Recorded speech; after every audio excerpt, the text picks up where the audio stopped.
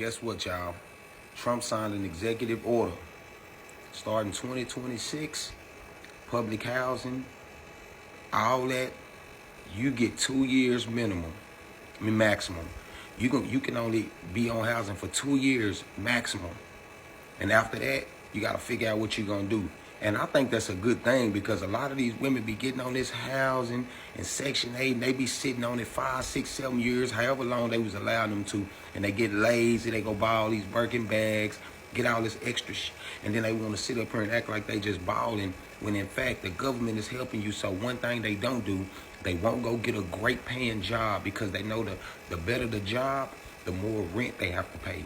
See, a lot of them don't want to do that. I think it's a great thing. It's an opportunity for most of these people out here who want Section 8 and housing, women and men, because men be getting help too, that you can get up and go do something instead of sitting around for 4 or 5 years on Section 8 of housing. Now, I don't know how true this is. I literally do not know how true this is.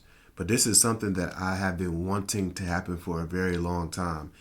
Section 8, welfare, child support. I feel like all those Section 8, all those different types of things that help women just sit at home and do nothing and take advantage of men and take advantage of the system. I've always wanted something to be implemented where there is a time limit. I believe everybody needs help. Like Section 8 is a good thing. Welfare is a good thing. Food stamps is a good thing. These are all good things. But if you helping, like say you personally, if you are helping a family member and they say, oh, they need somewhere to stay at, and you say, all right, 2 months, you expect them in 2 months to be able to get on their stuff because you're helping them.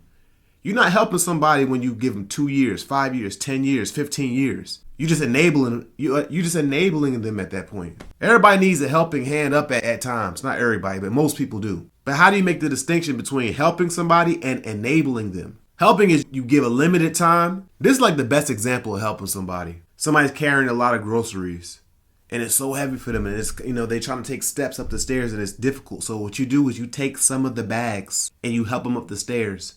Then once they get upstairs and they get to their destination, whether it be their room or whatever, or their, their door, you set the bags down and you let them carry the rest of the bags in their house or whatever. Helping is supposed to be that, helping, not doing for them. And that's what Section 8 and welfare and food stamps have been doing for really black women in the hood for a long time. I know he said black men too. It don't really be men. It really be the women. So I think it's a great thing. I think any type of benefit, any program that helps people get on their feet is a good thing. But it should be a time limit, 6 months, 1 year, 2 years, things like that. That's what I think. Not being on there for generations and things like that like some people be.